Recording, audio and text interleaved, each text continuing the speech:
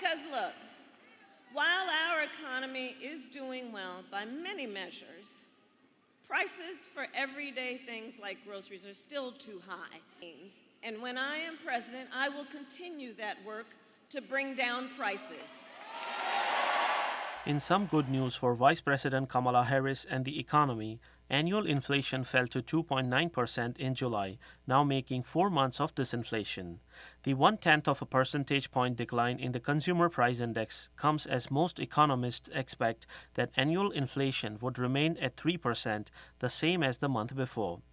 Notably, inflation is now the lowest it has been since March 2021, shortly after President Joe Biden was sworn in. On a month-to-month basis, inflation rose 0.2%. Inflation is the biggest concern facing voters, so the White House and Harris campaign are undoubtedly breathing a sigh of relief that there wasn't an unexpected uptick.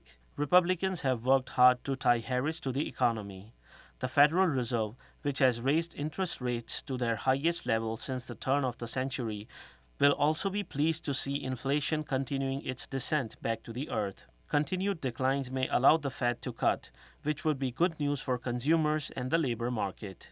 The elephant in the room recently has been the lackluster July employment report. The economy added 114,000 jobs in July, far fewer than expected, and the unemployment rate rose 0.2 of a percentage point to 4.3%, the Bureau of Labor Statistics reported. If the labor market begins to start softening even more, it could force the Fed's hand in cutting rates, something that would be bad news if the inflation rate isn't moving down. All economic data will be closely watched leading up to the election.